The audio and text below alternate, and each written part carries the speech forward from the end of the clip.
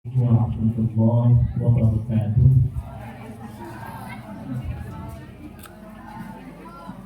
Lemes ya, sarapannya udah terlalu pagi, zuhurnya masih agak jauh.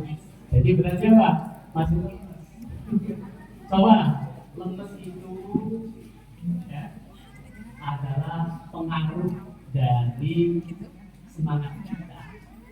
Jadi janganlah kita menghilangkan rasa semangat pada saat kita memperingati Maulid Nabi. Maka munculkan semangatnya. Assalamualaikum warahmatullahi wabarakatuh.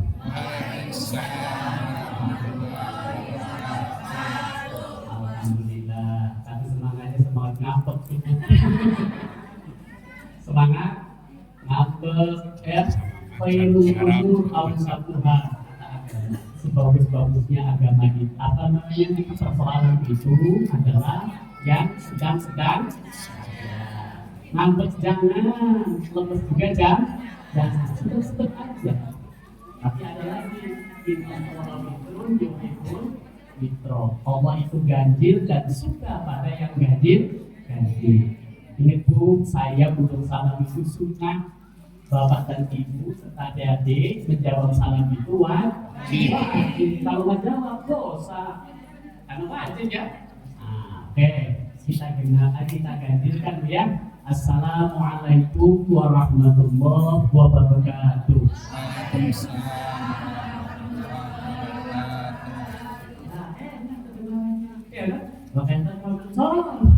Kaget ya.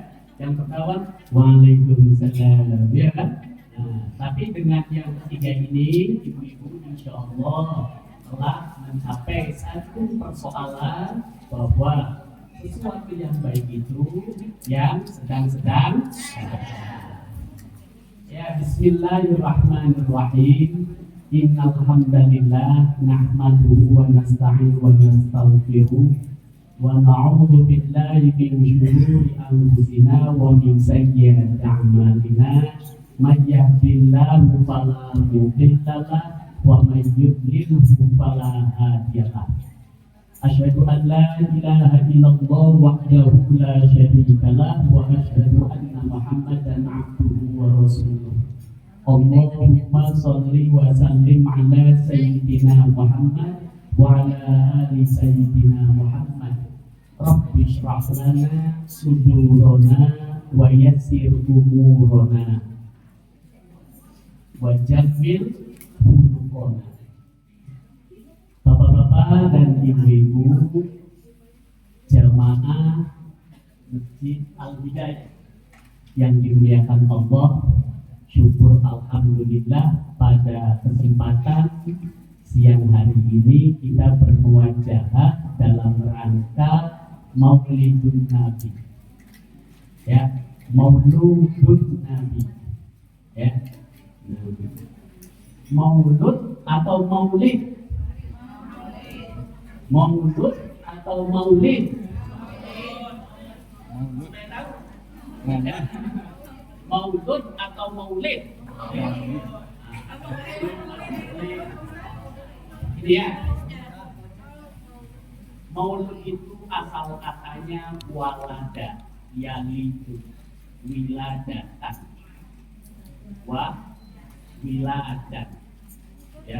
Fahuwa walidun wadaka mauludun, lid la talid, maulidun milad. Ada orang menyebut maulid, ada orang menyebut maulud. Kalau maulid itu adalah kemungkinannya dua. Satu masdar, yakni bentuk kata nama, ya, atau sebutan. Yang kedua namanya isim alat, ya. Apa namanya isim zaman makan berarti isim tempat, ya. Jadi kalau maulid itu tempatnya Kanjeng Nabi dilahirkan, atau nama peringatan ini namanya maulid. Tapi kalau maulud itu namanya isim maf'ul, artinya yang dilahirkan. Jadi mau milih nama, mau milih tempat, atau mau memilih nilai. Kalau mau memilih nilai, maka sebutnya yang benar itu mauludun nabi. Karena itu adalah isim maf'ul yang dilahirkan. Yang dilahirkan itu ada dua. Satu, ya, ada sosok kanjeng Nabi. Yang kedua, ada ajaran yang dibawa oleh kanjeng Nabi.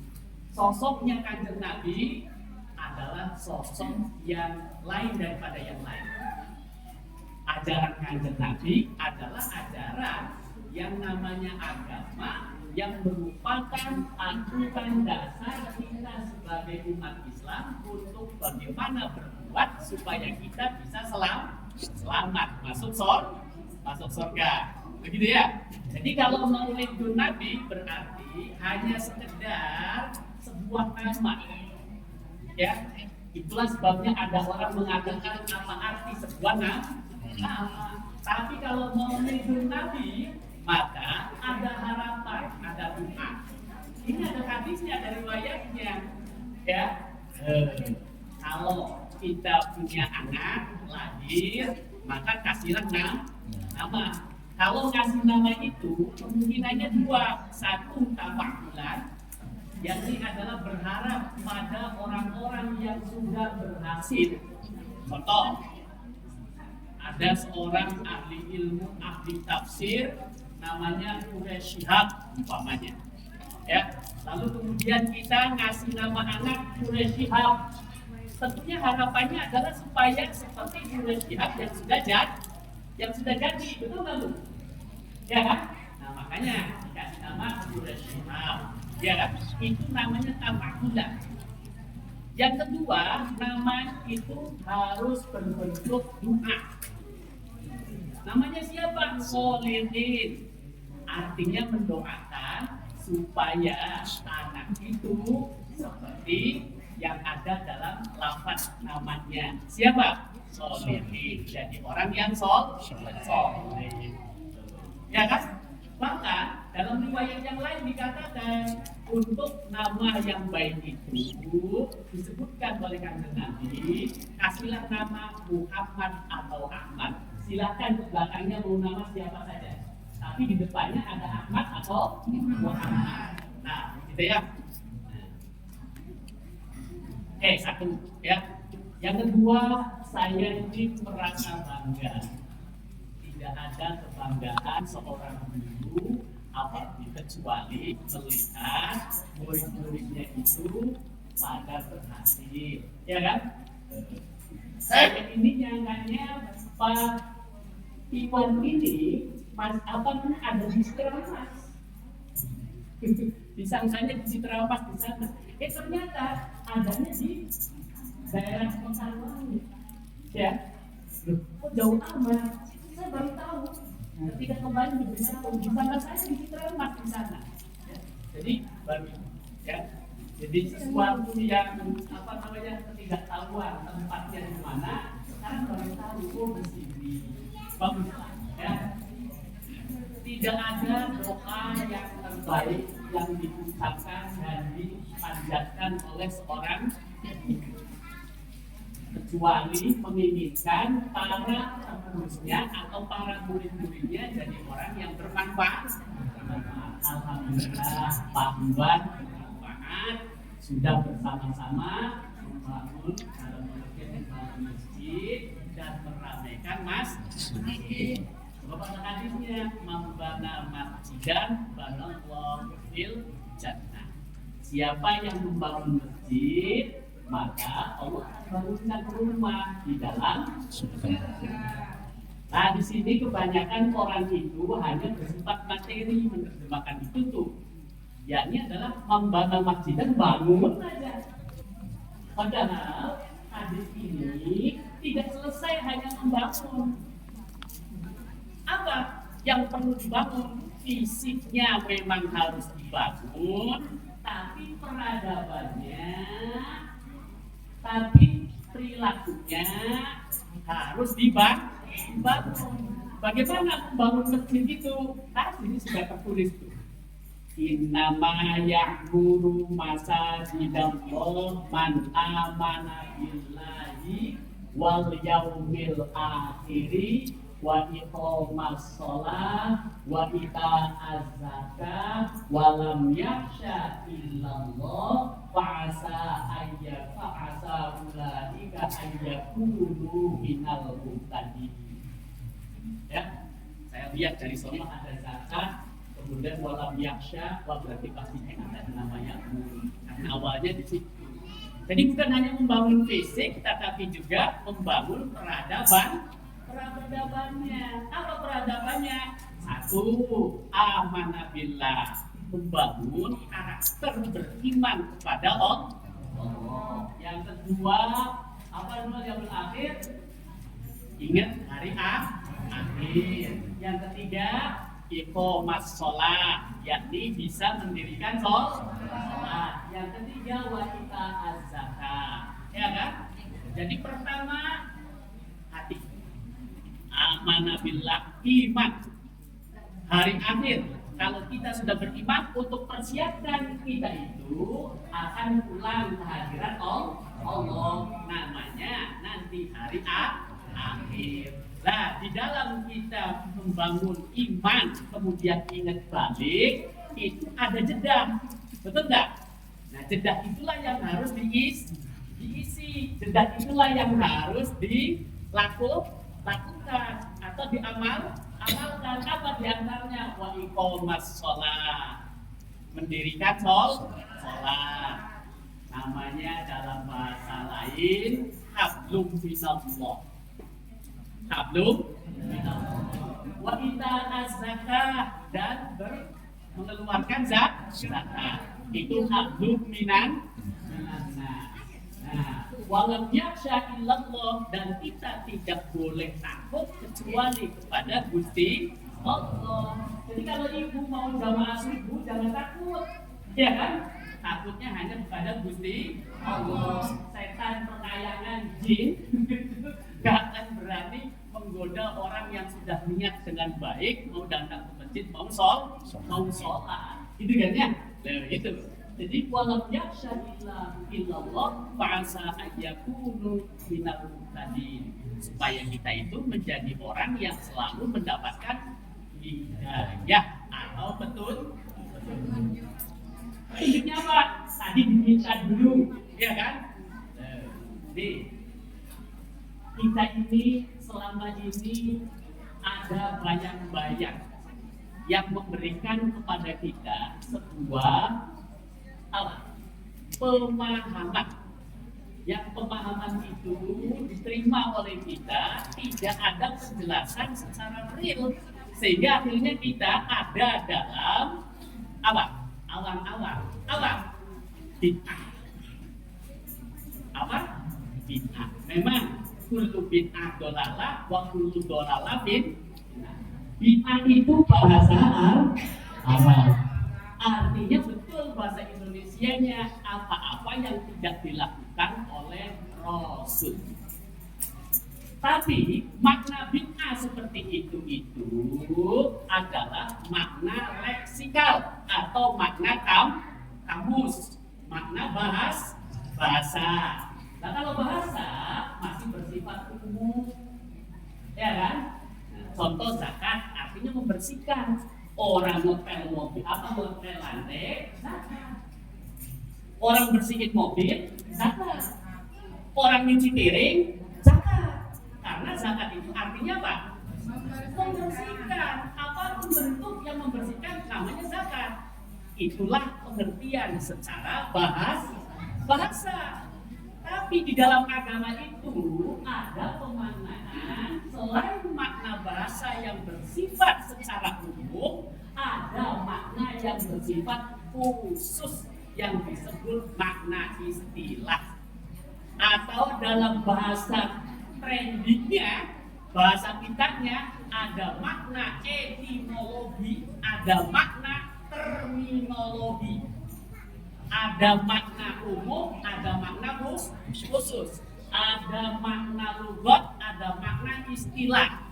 Kalau makna istilah, zakat itu bukan semua yang membersihkan, tapi cukup membersihkan kepada harta dan jiwa. Di luar itu tidak. Tuh, gitu kan ya? Jadi yang namanya bid'ah juga sama. Arti secara umumnya apa yang tidak dilakukan oleh Rasul.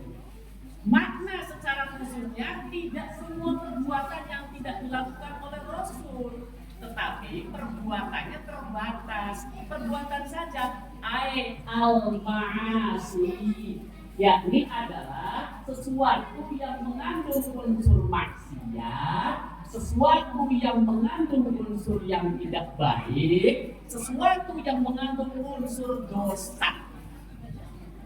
Jadi menerjemahkannya jangan contoh, ya, ini yang sedang berkembang dan banyak ya, maulid Nabi atau tahlilan.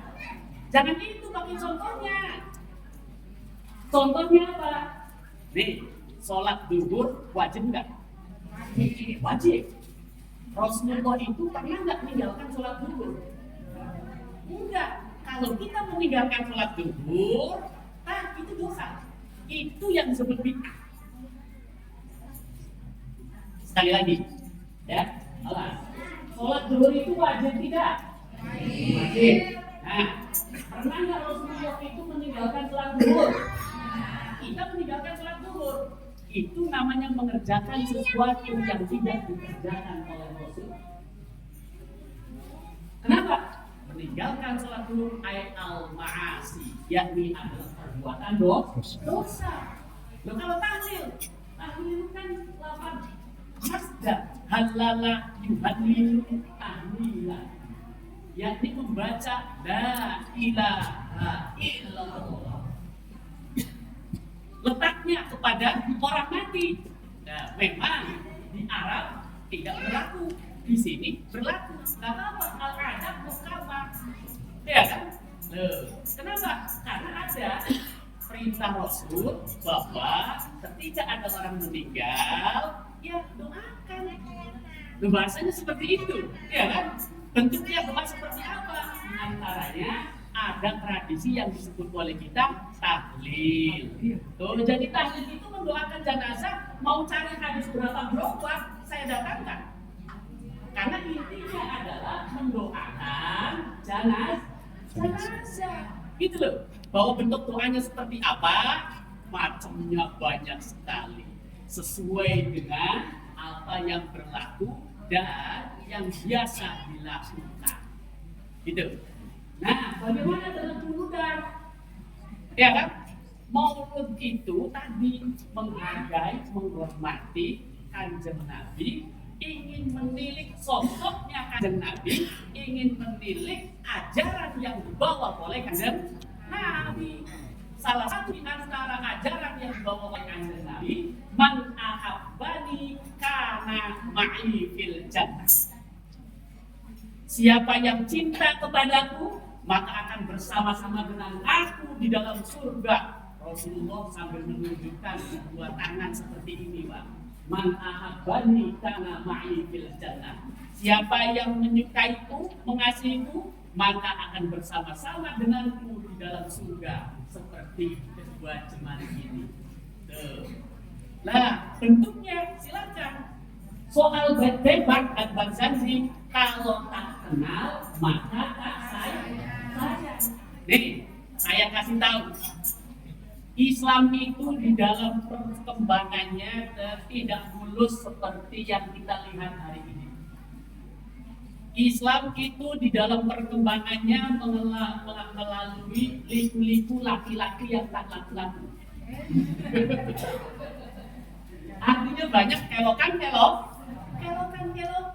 Salah satu di antara kelokannya perang salib, Pak. Perang salib itu perang agama. Perang agama ini masaknya sampai belasan periode.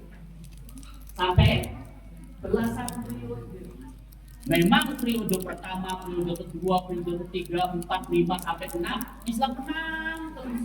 Tapi di periode ke-7 udah kecapean umat Islam. jadi kalah. Untuk membangkitkan lagi muncul seorang apa? Mujtahid, ya kan? Yang sungguh-sungguh memperhatikan agama, melihat yang namanya umat Islam sudah kelelahan seperti itu, dibangkitkan semangatnya, menyuruh Imam Al-Barzanji untuk menyusun sebuah apa? Semangat. Diciptakanlah namanya Kitab Barzanji. Isinya Pak, Kitab Barzanji itu sejarahnya Kanjeng Nabi. Tapi bukan itu untuk apa namanya yang paling utamanya. Ini hanya pemicu. Apa yang dibutuhkan di dalam Barzanji itu? Ketika dibaca Al-Kalimulillah Bismillahirrahmanirrahim, baca Sallallahu alaihi. Coba. Kalau ada 3.000 orang baca Sallallahu alaihi, langit bergetar Pak. Langit bergetar Bu. 3.000 bacaan salawat menggema, menjulang tinggi ke angkasa, langit bergetar dan akan terbuka, tersimak, didengar oleh Allah langsung tanpa teteng aling-aling. Gusti Allah akan mengijabah apa yang diinginkan oleh orang yang ada dan sedang membaca salawat. Jadi kamu melihat Barzanjinya, iya. Apa artinya? Apa hebatnya dibandingkan dengan hadis Quran, apalagi dengan itu. Tetapi kalau kita melihat, ini bukan itu yang dimaksud, tetapi apa? Ini tabungannya. Baru kemudian dijawab Sallallahu alaihi. Coba ada berapa? Ya kan? Dalam ibaratnya kalau Quran Barzanji itu ada ayat-ayatnya. Setiap selesai, itulah yang makanya kita ketika Barzanjian itu jangan diam, tapi justru kita harus semangat setiap kali dibaca Barzanji itu dan sampai kepada istilahnya wakaf gitu kan ya, atau ayat itu selawatnya yang menggema. Makanya anak lahir ada Barza apa namanya, ada akikohan dibacain Barzanji. Karena apa? Karena selawatnya. Karena apa? Selawatnya. Gitu kan ya? Selawatnya yang paling, selawat itu satu aja ya, 10 baik. 3.000 jaminan di dalam riwayat Kanjeng Nabi itu, siapa yang membaca selawat dalam satu hari satu malam, membaca 3.000, tidak ada doa yang tidak dikabul. Gampang amat begitu, ya sok aja jalankan kalau bisa. Betul kan? Susah. Surga itu gratis, tapi apa? Untuk masuk tidak semua orang bisa, padahal gratis. Kenapa? Karena hanya orang yang baiklah yang akan bisa menjalankan, kemudian bisa masuk surga. Ini juga sama, hanya orang yang memang sudah ditunjuk oleh Allah dengan segala kepenuhan membaca selawat. Loh. Jadi Kanjeng Nabi itu di situ, ya kan? Nah itu yang namanya Barzanji. Silakan ada orang ngomong bid'ah, jangan merasa takut, jangan merasa tidak nyaman.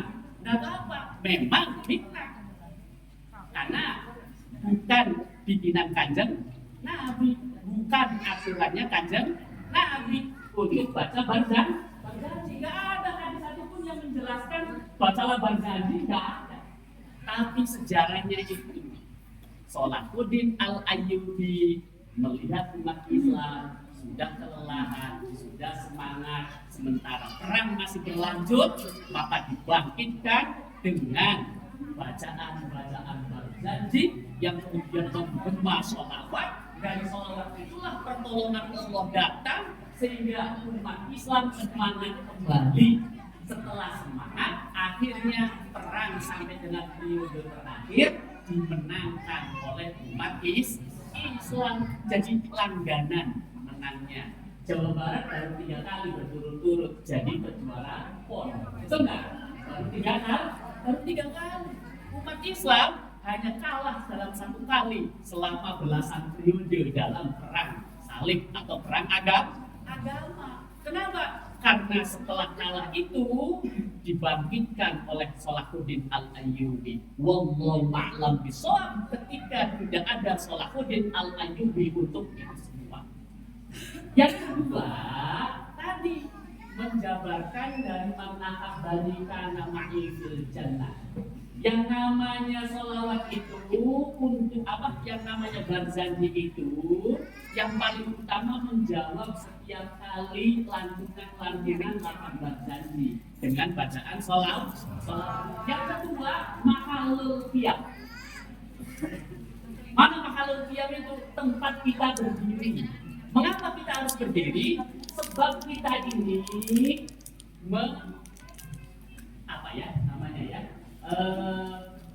mengumpamakan senangnya kita kepada Kanjeng Nabi itu segede apa sehingga kita sampai berdiri untuk menyambut Kanjeng Nabi lahir. Itu hanya pengumpamaan kita di dalam masalah qiyam itu. Sebab apa? Yang namanya memperingati itu awas ada 3. 1, memperingati Allah, memperingati Kanjeng Nabi. Yang kedua ada memperingati Allah, memperingati para ulama. Ada memperingati Allah kita semua. Nah kalau ada kayak Kanjeng Nabi di mana? Kalau kayak Kanjeng Nabi itu memperingatinya di hari kelahiran. Kalau ulama di hari wafat. Kalau kita di hari kelahiran. Di mana bedanya? Nanti ya. Kanjeng Nabi itu sebelum lahir, bahkan sebelum diciptakan dunia ini sudah diciptakan terlebih dahulu ruhnya. Jadi makhluk tertua itu Kanjeng Nabi. Tapi dimungkinkan akhir zaman. Tuh, Kanjeng Nabi itu ya. Sehingga ketika malaikat Allah itu memberitahu kepada malaikat, wa idh qala rabbuka lil malaika inni ja'ilun fil ardi khalifah, wahai malaikat, aku mau menciptakan yang namanya manusia di muka bumi sebagai seorang khalifah. Ditentang enggak oleh malaikat? Ditentang oleh malaikat? Ditentang oleh malaikat. Ya. Qalu, malaikat menjawab, atad'u fiha man yufsidu fiha wa yasfikud dima. Tuhan, ngapain sih nyiptain manusia itu? Kata siapa? Malaikat. Ya kan? Ngapain nyiptain manusia? Kenapa? Atad'u fiha man yufsidu fiha. Bukankah yang namanya makhluk yang akan kau ciptakan itu nanti hanya akan membuat kerusakan? Wa yasfikud dima. Ya kan? Kemudian apa? Wanah nusabihu bihamdika wa nuqaddisuka. Bukankah cukup sajalah makhluk itu sudah saya dengan iblis itu sudah membuat sosok makhluk yang sudah diam di dalam surga, patuh dan taat, beribadah kepada Gusti Allah. Ngapain ciptaan manusia? Tapi apa? Qala la ilma lana illa ma 'allamtana. Udah kamu malaikat ngomong apa sih? Ya kan? Aku lebih tahu daripada apa yang kau ketahui. Sehingga akhirnya diciptakanlah manusia pertama, namanya Nabi Adam. Terus berketurunan sampai kepada Kanjeng Nabi Muhammad. Jadi untuk menciptakan Kanjeng Nabi Muhammad itu tidak langsung. Diciptakannya Nabi Adam dulu terus berketurunan terus gitu ya. Kenapa? Supaya ada jalur untuk bisa menjadi riwayat. Kenapa? Anaknya Kanjeng Nabi Adam juga tidak semuanya bagus, ada yang jelek. Nah, Kanjeng Nabi Muhammad itu nanti lahir dari turunan yang bagus. Gitu loh. Diurut sampai ke atasnya itu adalah turunan bagus sehingga pantas untuk itu.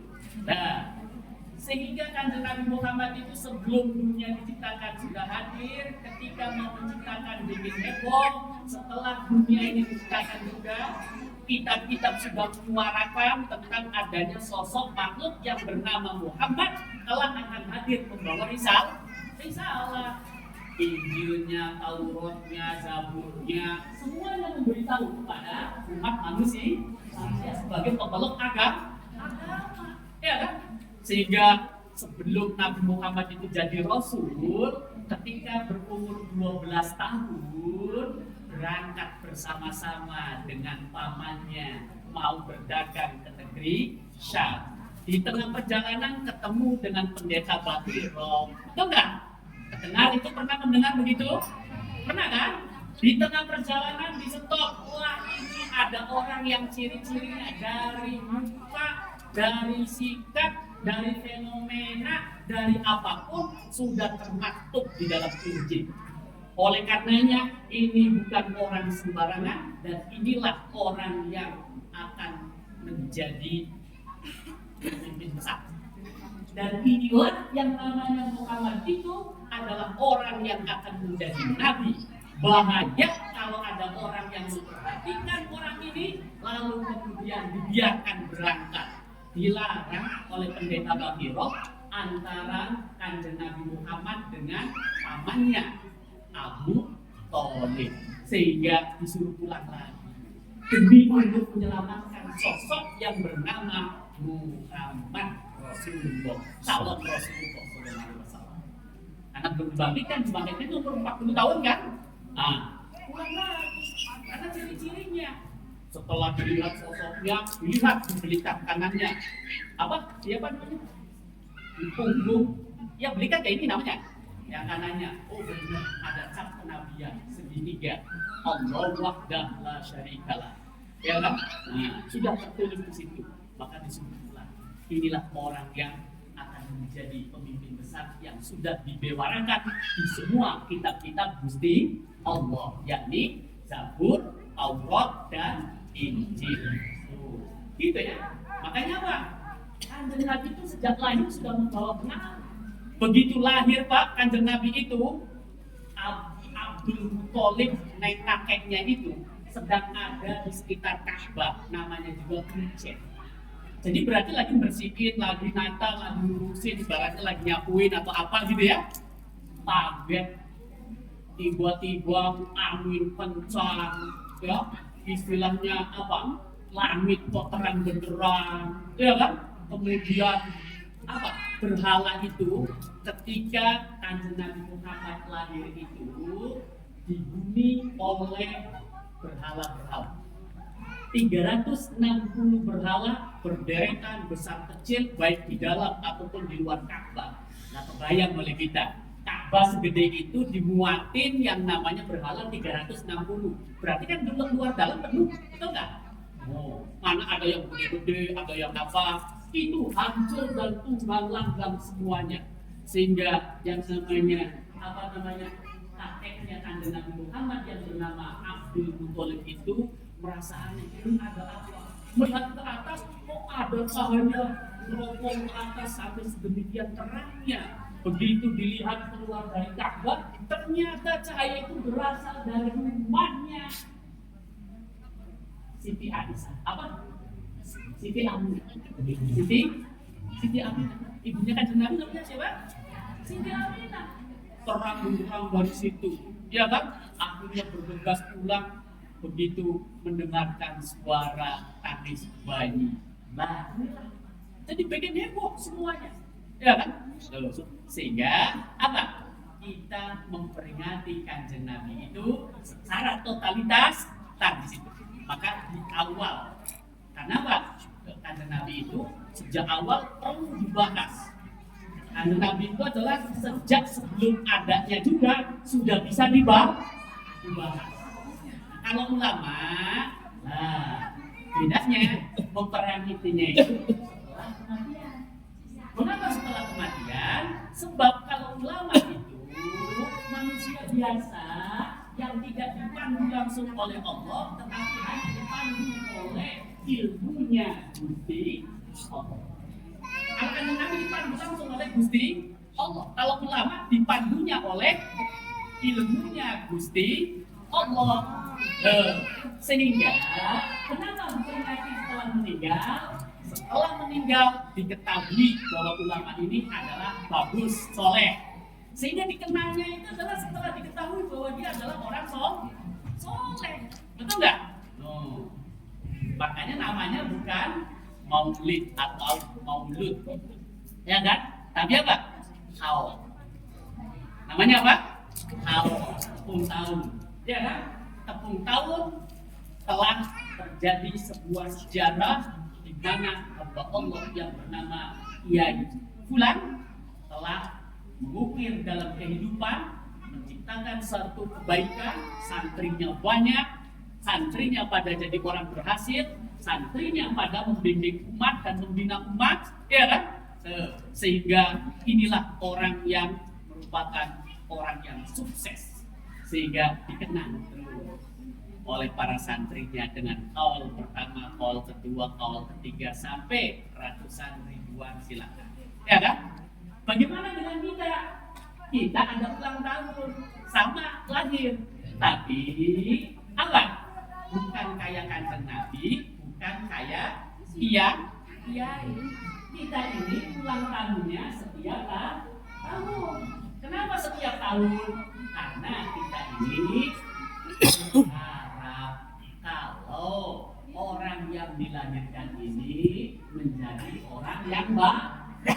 Sehingga setiap ulang tahun itu acara yang harus digelar adalah doa. Paham ibu-ibu? Paham bapak-bapak? Jadi kenapa kita semua ini ulang tahunnya di hari kelahiran dan ulang tahunnya itu dilakukan setiap tahun? Dulu zaman Kanjeng Nabi nggak ada ulang tahun, betul nggak? Di dalam kiai itu sudah masuk periode sekarang, dia kan? Didoakan sehingga menjadi orang baik. Karena apa? Doanya yang bisa diharapkan oleh kita dari kedatangan orang-orang yang mengalami. Jadi jangan salah bikin acara. Jangan salah bikin acara. Ibu-ibu kalau ulang tahun acaranya apa? Karaoke. Acaranya apa? Rumah bapak. Acaranya apa? Di rumah datangkan kiai, berikan apa? Rihlah perjalanan hidup orang-orang sukses, orang-orang berhasil, orang-orang yang telah mengukir peradaban yang baik. Bacakan.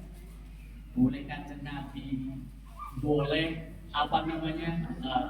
kiai, boleh para wali, boleh para mutahi, boleh para orang-orang yang telah sukses membangun kebaikan di muka bumi itu. Sebut, ya kan? Terus setelah itu begitu, baru akhirnya diakhiri dengan berdoa, ya kan? Mendoakan agar anak turunan kita ini, agar anak yang ulang tahun ini menjadi orang-orang yang berhasil seperti orang yang dibawakannya, berhasil seperti orang yang diceritakannya, berhasil seperti orang yang diberitahukannya. Tuh seperti itu, ya. Nah itulah, paham seperti itu. Sekarang selanjutnya, ya, kita sudah, maulid sudah, kemudian apa maknanya yang namanya kita memperingati. Sekarang kenapa sih sebabnya Kanjeng Nabi itu selalu diperingati, ya kan? Nah, Kanjeng Nabi itu ada contoh dalam kehidupannya. Tadi yang membaca Quran yang pertama itu, ayat yang pertama dibaca, laqad kana lakum fi rasulillahi uswatun hasanah. Telah ada pada diri Rasul itu satu suri teladan yang baik. Suri teladan yang mana? Perlukah itu dijelaskan? Perlu. Di mana? Al-Quran menjawab lagi. Tadi Pak Kiai mengawali membaca berjanji dengan sebuah ayat. Laqad ja'akum rasulun min anfusikum azizun 'alaihi ma 'anittum harisun 'alaikum bil mu'minina raufur rahim. Betul enggak? Adanya di mana itu? Adanya di mana itu? Al-Quran surat At-Taubah ayat ayat terakhir. Nah, kenapa Kanjeng Nabi itu adalah sosok yang merupakan keteladanan? Yang dibawa oleh Kanjeng Nabi itu sosok keteladanannya cuma 3. Azizun, Harisun, Ra'ufur Rahim. 3. Ada berapa, Bu? 3. Satu apa? Azizun. Yang kedua, Harisun. Yang ketiga, oleh-olehnya. Perhatikan baik-baik. Jadi Kanjeng Nabi itu bisanya diperingati itu, bisanya diteladani itu karena mempunyai 3 sifat. Sifat yang pertama azizun. Ya kan?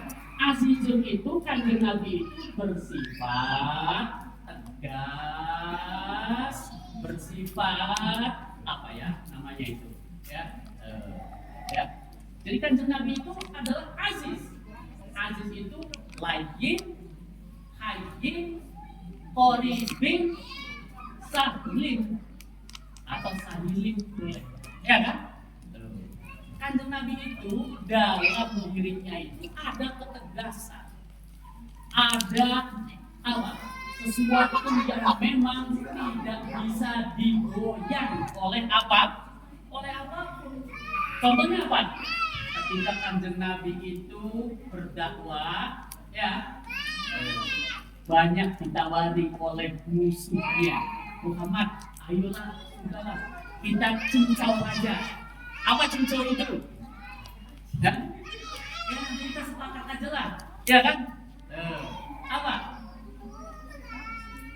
Kamu nanti kalau menyampaikan kepada orang, ya, sampaikan bahwa kami sudah berdamai, sehingga ya pokoknya apa yang dilakukan oleh kamu kita akan melakukan, apa yang dilakukan itu kata orang kafir Quraisy.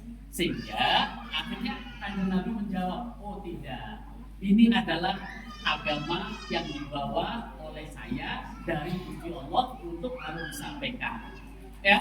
Sehingga akhirnya Pak, masalah ibadah, ya kan, ditantang oleh kafir Quraisy. Sudah gimana nih? Kalau Jumat kita Jumatan semua. Kalau ibarat sekarang dulunya Sabtu atau Minggu kebaktian semua nggak bisa. Sampai kemudian akhirnya turun ayatnya Gusti Allah surat Al-Kafirun. Dia kan, apa yang kamu sembah tidak akan aku sembah, apa yang kamu sembah tidak akan kamu sembah. Oleh karenanya apa? Sudah, kita ini masing-masing aja. Agama itu adalah apa? Keyakinan. Dan keyakinan itu ada pada diri masing-masing orang. Ya sudah, kalau kamu yakinnya begitu, silakan. Aku yakinnya begini, iya kan? Ya. Jadi apa? Tidak tergoda. Kanjeng Nabi itu ditawarin apapun, ditawarin jabatan tidak, ditawarin harta tidak, ditawarin ini dan lain sebagainya. Sampai capek sudah. Akhirnya apa? Terakhir gimana kalau kita cincau aja? Nggak bisa. Gitu kan ya? Itu aziz. Itu namanya apa? Aziz. Yang kedua haris. Hidup itu harus semangat, ya kan? Semangat. Hidup itu tidak boleh putus asa. Semangat terus. Kegagalan itu kesuksesan yang tertunda. Jangan dianggap kegagalan itu adalah menghabiskan semua apa yang ada di depan kita. Tapi itu adalah awal dari kehidupan kita. Kenapa? Kalau kita merasa tidak berhasil, maka kita harus punya evaluasi.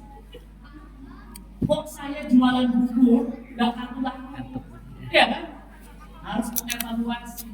Oh, coba jualannya jangan dilihat dulu. Ya jangan di sini. Kenapa? Sebelah sana jualan bubur, sebelah sini jualan bubur, sebelah situ jualan bubur. Ya kalau kita jualan di sini, ya sudah nggak dapat pelanggan. Kita orang baru sudah punya langgan semua tuh, betul nggak? Nah, makanya Pak, evaluasi. Oke, coba pindah tempatnya, jangan di sini, gitu kan ya? Yang kedua, saya kenapa jualan bubur itu nggak laku juga? Lihat jamnya, masa jualan bubur keluarnya jam 11? Nggak pantas, betul nggak? Orang sudah nggak mau, makanya sudah sudah nggak mau bubur. Oleh karena apa? Nanti dievaluasi. Oh, bubur itu pantasnya untuk sarapan. Berarti jual bubur orangnya jam berapa? Jam 6 pagi, gitu loh. Nah, itu namanya mengevaluasi. Ya kan? Mengevaluasi ini ajaran agama. Mengevaluasi ini ajaran agama. Jadi kalau orang itu tidak mengevaluasi, itu namanya bid'ah. Jadi kalau orang itu hidup tidak memperbarui apa yang ada pada kehidupan kita, itu namanya bid'ah. Tuh, jadi bid'ah itu jangan bid'ah itu marhabanan. Marhabanan ini mengingat kanjeng Nabi akan ada tausiah, lalu kemudian kita mau membaca sholawat bersama-sama, mana jeleknya? Loh, justru ketika kita ini hidup lalu tidak mau mengerti dengan apa yang ada dengan situasi dan kondisi, maka itulah yang namanya bid'ah. Sebab ketika kita melawan peradaban, melawan kebiasaan, biasanya akan berantem. Gitu ya. Nah inilah. Jadi supaya kita ini itu janganlah kecil menerjemahkan bid'ah itu dengan skup makna leksikal, tetapi menerjemahkan bid'ah itu adalah dengan dua kacamata.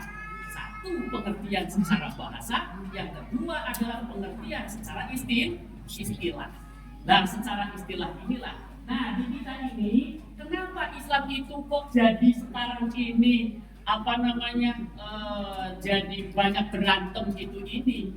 Karena kita selalu memunculkan Rasulullah tetapi meninggalkan Rasulullah. Apa Rasulullah itu? Rasulullah itu bersifat hayyin. Hayyinnya Rasulullah itu bersifat tidak pernah melihat sesuatu itu menyombongkan diri, tidak pernah menggunjing, tidak pernah membalas hal orang lain yang jahat dengan kejahatan yang serupa. Selalu orang lain itu dipahami dengan karakternya masing-masing. Sehingga banyak hadis-hadis Rasul yang memberitakan tentang begitu. Mahwal Islam ya Rasulullah. Apa itu Islam ya Rasulullah? Ya kan? Kata kanjeng Nabi, dilihat orangnya siapa? Oh, orang ini. Dijawab oleh kanjeng Nabi, al-Islam la taghdab. Islam itu jangan marah sampai nggak percaya yang bertanyanya. Mahwal Islam ya Rasulullah, al-Islam la taghdab. Mahwal Islam ya Rasulullah, al-Islam la taghdab. Islam itu jangan marah. Islam itu jangan marah. Islam itu jangan marah. Kenapa? Sebab orang ini pemarah. Itu ada orang datang lagi kepada kanjeng Nabi Muhammad, mahwal Islam ya Rasulullah. Apa itu Islam ya Rasulullah? Al-Islam la takdzib. Terus berulang-ulang bertanya, dijawab oleh Rasulullah, la takdzib. Islam itu jangan bohong. Tuh, jadi membangun segala sesuatu itu dengan segala peradabannya. Sehingga ketika sendinya sudah kena, maka akan mudah. Nah hari ini kadang kita itu memahami sesuatu itu, dilihat lafadznya begini, diterjemahkan oleh kita seperti ini. Ya kan? Loh. Jadi tidak salah, karena memang itulah lafadznya. Tetapi di luar lafadz yang ada itu ada pemaknaan lain yang bersinggungan. Kanjeng Nabi pun menyuruh untuk hal yang bersinggungan itu tidak boleh lepas dari yang namanya kehidupan sosial masyarakatan. Makanya ada hadis Rasul mengatakan antum a'lamu bi umuri dunyakum. Engkau yang lebih tahu tentang urusan duniamu itu. Gitu ya? Nah itu, ya kan? Loh hari ini tidak salah ya Pak ya? Yang diterjemahkan, tetapi apa? Itu terjemahan masa lalu. Punten, ya kan? Ini adalah sebagai sebuah contoh, ya kan? Bukan untuk berdebat, bukan untuk menyangkal, tetapi untuk memberikan sebuah contoh terhadap sebuah kajian. Hari ini lagi rame nggak jenggot? Hari ini lagi rame nggak jenggot? Lagi rame, betul nggak? Kalau kita memahami hadisnya ada. Memang isinya hadisnya seperti itu. Tapi apa? Ketika kita tidak membahas asbabul wurud dari hadis itu, maka yang akan diterima oleh kita apa adanya. Salah nggak? Enggak. Sebab apa? Memang hadisnya ada. Tapi hadis itu diciptakan adalah untuk menyikapi sebuah fenomena. Ketika Rasulullah berdakwah tidak ada lagi tidak mulus. Di tengah dakwahnya itu ketemu dengan yang namanya orang-orang membangkang, membandel, yang terus mereka itu melawan kepada kanjeng Nabi sampai akhirnya harus berperang. Ketika berperang itulah maka kanjeng Nabi itu yang tidak punya tentara khusus, yang tidak ada yang namanya baju perang dan lain sebagainya, berbeda dengan orang lain yang mereka sudah punya. Maka cirinya apa? Cerdasnya Rasulullah itu ternyata melihat muka. Kenapa? Karena perang pada zaman kanjeng Nabi itu adalah taktik pedang, betul nggak? Ketika perang yang dilihat adalah muka, ketika perang ada yang memain panah yang dilihat dari jauh. Maka apa? Ada dua hadis, ya kan? Melarang Rasulullah orang Islam memelihara kumis. Kenapa? Karena dilihat orang kafir Quraisy sudah punya tradisi, sudah punya ciri, sudah punya kebiasaan memeliharanya kumis, bukan jenggot. Jadi jenggot itu tidak berlaku pada zaman kafir Quraisy sebelum kanjeng Nabi itu adalah diajarkan, karena yang paling populer adalah kumis. Maka dilarang. Kenapa? Harus jenggot atau selain kumis. Sehingga ketika perang sudah melihat jenggot kawan. Jadi kalau kita perang harus membunuh musuh, lalu kemudian kita mau membantu teman, sudah nggak bisa berpikir apa-apa. Melihat muka, yang dilihat apa? Muka. Begitu jenggot kawan, berarti yang kumis yang ditusuk. Itu. Kemudian ada hadis lagi yang berkata bahwa yang namanya umat Islam pada saat itu dilarang menyemir rambut dengan warna hitam. Haram hukumnya. Oleh kanjeng Nabi diciptakan seperti itu. Supaya apa? Supaya umat Islam itu jangan ada yang menyemir rambut dengan warna hitam. Kenapa? Kafir Quraisy sudah suka menyemir rambut dengan rambut atau warna hitam. Nah, kanjeng Nabi sendiri memberikan contoh dalam menyemir rambut dengan warna merah. Sehingga dari situ ketika perang dari jauh itu kelihatan merah, kuning, biru dan lain sebagainya. Jadi ada asbabul wurud yang harus dikedepankan. Boleh nggak kita itu menyemir rambut warna-warni? Boleh, ya kan? Memang itu perintahnya. Nah, sekarang bagaimana dengan kehidupan hari ini? Fenomena ininya sudah tidak ada, maka kepentingan ininya sudah tidak ada. Jadi sekarang malah dibalik. Hadis melarang menyemir rambut hitam, sekarang kiai harus menyemir rambut hitam. Kenapa harus menyemir rambut hitam? Sebab kalau kiai menyembur rambut satunya kuning, satunya biru, nanti kata santrinya preman dari mana? Tuh, jadi di situ itu tuh bukan itu. Sebab apa? Yang namanya perilaku kanjeng Nabi itu tidak seluruhnya hukum. Kita tahunya kalau hadis itu hukum semua. Hadis itu secara terjemahan ma'udhifa ilan Nabi. Apa saja yang disandarkan kepada kanjeng Nabi. Sementara kanjeng Nabi itu adalah ada sosok sebagai orang laki-laki, ada sosok sebagai orang Arab, ada sosok sebagai seorang Rasul. Artinya ada sosok-sosok lain. Jadi jangan semuanya itu diterjemahkan oleh kita hukum semua. Tahu ya enggak? Ada sosok lain. Ya kan? Loh, ini yang harus dipahami oleh kita sehingga kita tidak berdebat nantinya. Ketika menjalankan, oke. Ya kan? Itu adalah sebagai sebuah pilihan, tapi bukan doktrin bahwa ini adalah sebuah syariat. Kalau itu sebuah syariat, nanti ada tangan. Tidak hayyin. Rasulullah itu selalu memberikan dalam kehidupan itu adalah hayyin. Selalu menghargai dan menghormati orang lain dengan segala keberadaannya. Gitu loh. Jadi itu.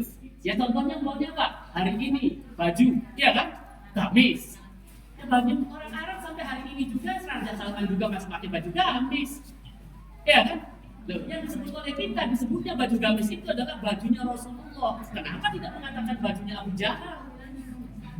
Karena Abu Jahal pun pakainya baju gamis.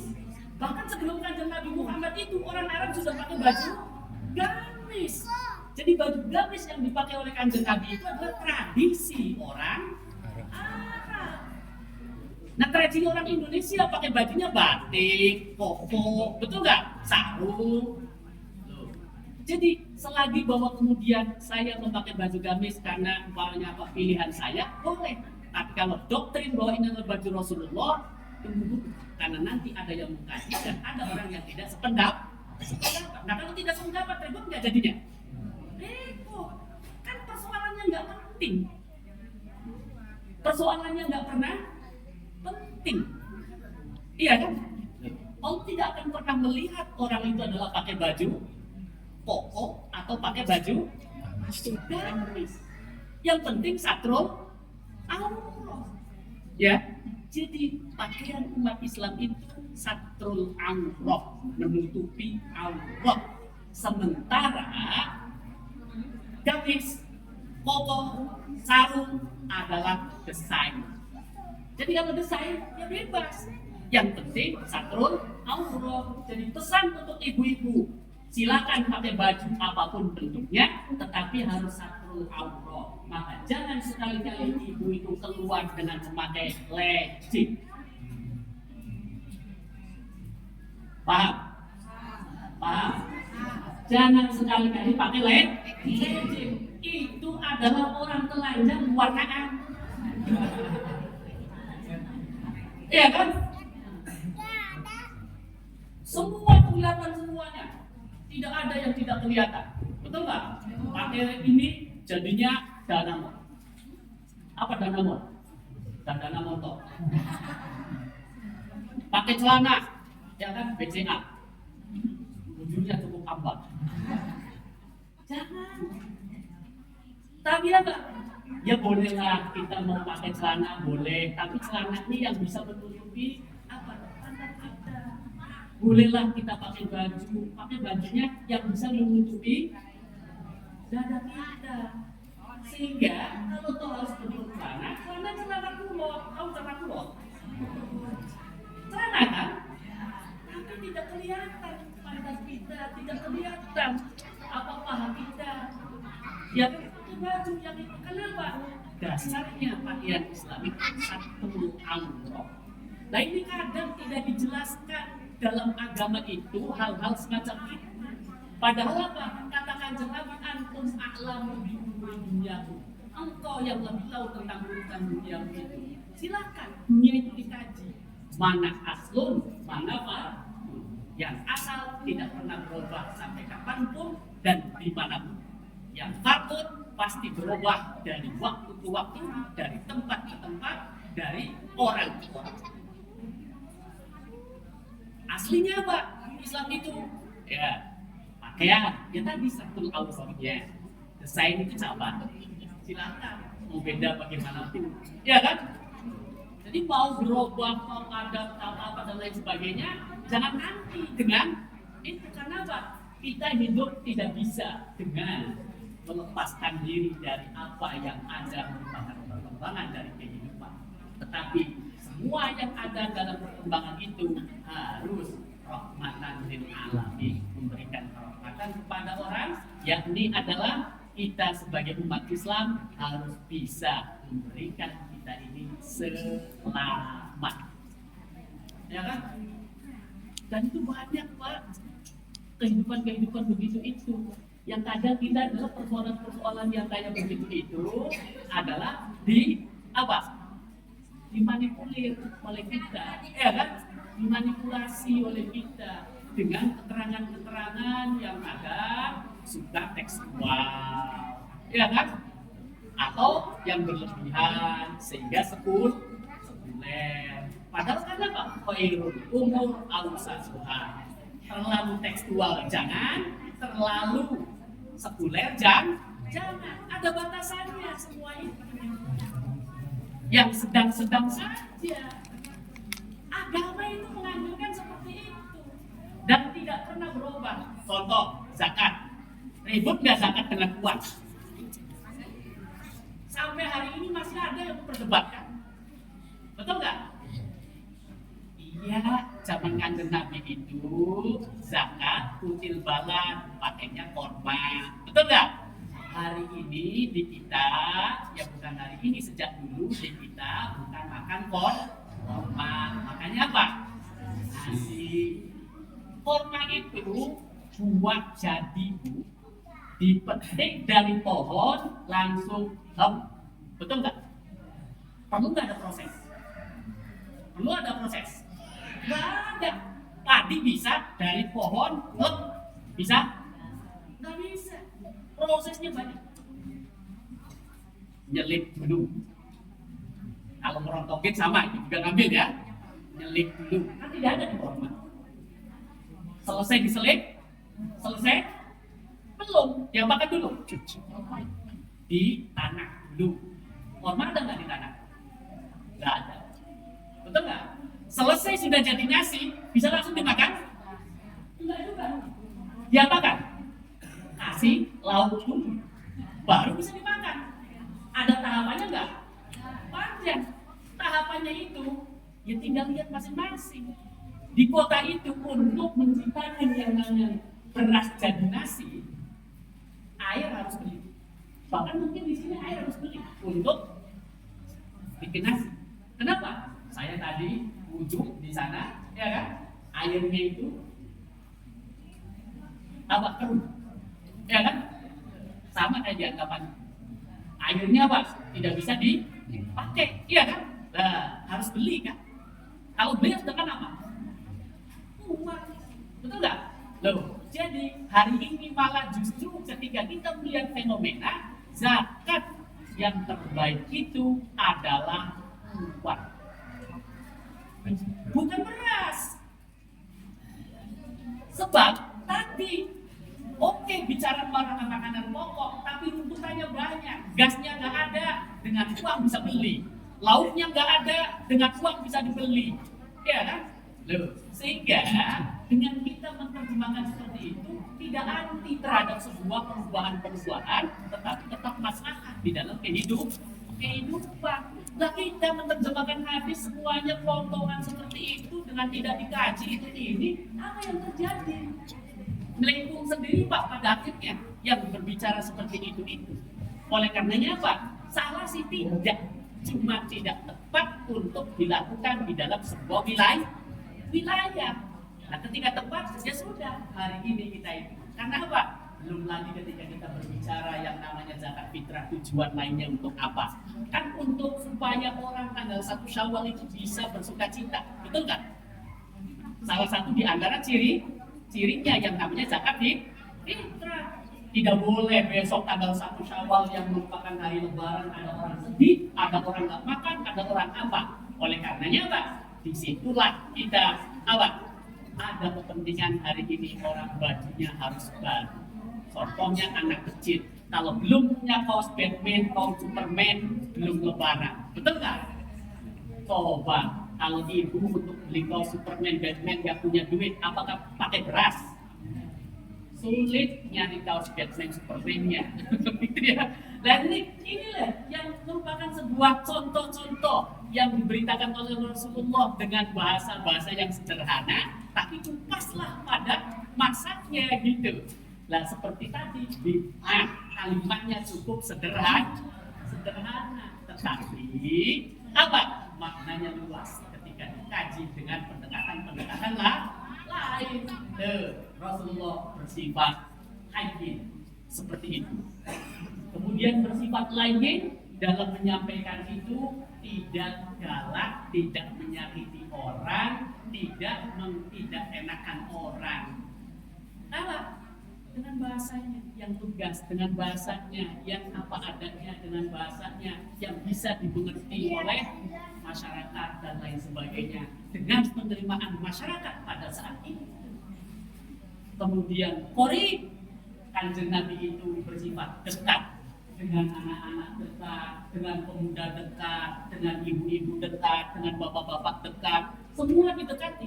Sehingga semua itu butuh kehadiran Kanjeng Nabi, dan Kanjeng Nabi itu dirasakan keberadaannya oleh semua golongan. Bisa menemani orang itu dengan gayanya. Ketika anak kecil, dia jadi anak kecil gitu.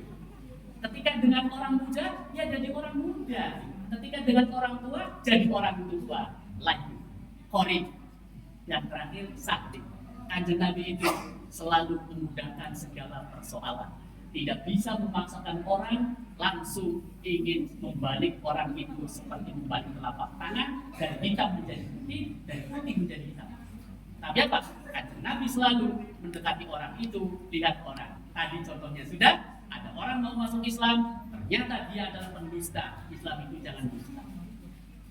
Ternyata orang itu pemarah, maka ketika dia mau memeluk Islam, katakan Nabi, yang penting jangan marah. Sebab orang kalau watak dasarnya sudah kena, nanti kesananya mudah. Jadi berproses.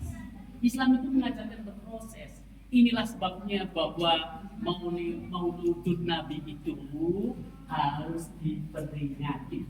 Kenapa? Sebab ada di dalam mauludun Nabi itu ada laqad kana lakum fi rasulillahi uswatun hasanah. Dalam laqad kana lakum fi rasulillahi uswatun hasanah di breakdown atau diturunkan lagi ada namanya laqad ja'akum rasulun min anfusikum. Nanti dari laqad ja'akum rasulun min anfusikum baru wa ma'atakumur rasul fa'budu wa ma'nahakum anhu fantahu. Ayat ini yang memberitahu kepada kita harus berpikir, harus mengkaji. Pokoknya tidak bisa diganggu-gugat. Pengembangannya akan selalu berkembang dari satu waktu ke waktu, dari satu tempat ke tempat lain. Itulah Islam, dan inilah makna dari sebuah peringatan Kanjeng Nabi Muhammad SAW. Mudah-mudahan dengan bertemunya kita hari ini akan menambah cakrawala kita tentang agama, bahwa agama itu memang betul-betul rahmatan lil alamin. Tidak ada diskriminasi dan tidak ada indoktrinasi. Islam itu bukan arabisasi. Islam itu adalah rahmatan lil alamin. Bukan berarti bahwa kita Islam kemudian segalanya harus seperti orang Arab. Tidak. Silahkan kita sebagai orang Indonesia jadilah orang Islam yang di Indonesia. Makanya jangan kaget ketika ada istilah Islam Nusantara. Ribut nggak? Belum mikir sudah nyalahin. Bukan tanpa sebab Islam Nusantara itu muncul, tapi karena sudah banyak yang mengganggu privasi kita sebagai bangsa Indonesia. Kenapa? Ya itu sudah orang dakwahnya itu kemana-mana, ini baju Rasul, pakai baju gamis. Sehingga orang Islam itu harus pakai baju gamis. Kalau tidak baju gamis berarti tidak nyunah Rasul. Tidak begitu. Belum tahu rasanya dia itu. Kalau sentra batik orang Islam ini 80% semuanya pakai yang begitu semua, sentra batik belum tikar. Betul nggak? Kalau belum tikar, yang kerjanya ada pekerjaan nggak? Nggak punya penghasilan. Yang harus diterjemahkan oleh kita adalah bagaimana sentra batik itu mengaruhi orang Arab supaya pakai baju gamisnya, pakai baju bahan batik. Silakan desainnya pakai baju Apa itu? Gamis. Tapi baju gamisnya jangan yang putih. So, kalau umpamanya itu ada dampak yang cukup besar. Kadang kita tidak mikir begitu. Ya kan? Loh, tapi kalau ini begini ya saudara, bahwa kemudian kita habis umroh, ya boleh. Pulang itu bawa gamis, bukan baju pokok. Kenapa? Cirinya bahwa saya harus pulang dari umroh. Kan gitu ya. Nah, pakaian kita keseharian bisa pakai baju batik, baju pokok. Kan di sana hidup, di sini hidup. Betul nggak? Di sana bisa kaya, di sini bisa kaya. Loh gitu loh. Ya. Nah, Islam Nusantara itu sudah banyak orang-orang menerjemahkan agama itu Arabisasi. Jadi kalau sudah Islam itu harus seperti orang Arab. Pakai bajunya baju gamis gitu kan ya. Kemudian bahwa kemudian kita itu adalah gagah dengan yang namanya jenggot, ya silakan dipelihara. Tapi kalau jenggotnya 6 biji, ya janganlah. Gagah kan jadinya rusak. Kalau cuma 6 biji, sehingga ada anekdot, namanya juga adalah untuk win-win kubunya orang cermat ya. Jadi kalau Jumat ada khotib kan, di sebelah sana ada bapak-bapak, ya kan, begitu khotib naik, dia itu mulai agak itu berubah wajahnya, akhirnya nangis tergubuk-gubuk. Di sini semakin hebat, di sana ada orang rasanya memperhatikan kita nih, khotbah saya hebat. Akhirnya Pak, di sana gugup, di sini semakin hebat. Begitu sudah turun, dihampiri orang itu. Bapak tadi hebat banget. Kok Bapak bisa ya mendengarkan ceramah, mendengarkan khutbah sampai begitu menangis? Bapak itu ya, oh iya betul, saya itu menangis karena fenomena Anda. Kenapa? Begitu Anda naik itu, saya jadi menangis. Tapi bukan karena khutbah Anda. Kenapa? Saya ingat kambing saya yang hilang. Kenapa? Jenggotnya 6 biji. Begitu ya, bahwa kemudian itu adalah sebagai sebuah itu ya silakan. Ini adalah telakan ya, bukan mengikut apa, tapi apa? Sebuah kajian. Karena itu asbabul wurudnya hadisnya adalah asbabul wurud ketika menyikapi peperangan Kanjeng Nabi yang tidak punya pasukan perang, sehingga cerdasnya Kanjeng Nabi, fatonahnya Kanjeng Nabi melihat situasi itu cukup hanya dengan satu kali pandang. Melihat orang, melihat situasi dengan muka bisa, melihat situasi dengan rambut bisa, melihat orang menyebarkan agama dengan latadoh bisa, dengan latakdib bisa. Sehingga ternyata agama itu ringan. Memang agama itu datang ke muka bumi adalah untuk hal-hal meringankan orang dalam bersikap. Jadi janganlah agama itu memberatkan kita. Ya kan? Perubahan silahkan dilakukan. Mana asalnya, masa pokoknya. Ketika tadi kita memberikan contoh zakat, aslinya adalah zakat. Bentuknya adalah far'un, cabang. Boleh berbeda-beda selagi bahwa itu merupakan sebuah kajian dari sebuah wilayah. Makanya ada kaidah fikih mengatakan al-ada muhtamad. Adat itu bisa menjadikan sebuah tatanan pokok. Orang menentang adat itu bisa binasa. Ya kan? Orang menjunjung adat itu, disitulah kita langit dijunjung, bumi dipijak, langit dijunjung. Itu adalah manusiawi dan harus, karena itu adalah ciri kita. Nah, gitu ya. Nah, inilah barangkali hal-hal yang memang perlu disampaikan. Mudah-mudahan ini semua akan menjadikan kita menjadi orang yang terbuka, sehingga tidak lagi menerjemahkan agama sempit yang akhirnya mempersulit diri kita, tetapi justru memandang agama itu adalah rahmatan lil alamin. Adanya perbedaan di antara kita adalah rahmat buat kita, karena makanya yang perlu disandingkan di sini ya Pak Tuhan, hadirkan di tengah kehidupan kita ini adalah orang-orang yang memang punya fan di bidangnya, yakni ahli agama. Jangan beca di sorbanah, jangan tukang ojek di sorbanah. Nah, nanti penjelasannya kacau. Tapi kalau ulama yang mengerti, yang tahu, kemudian ditaruh untuk memberikan penjelasan agama, insya Allah agama itu akan melahirkan sosok sosok yang rahmatan lil alamin.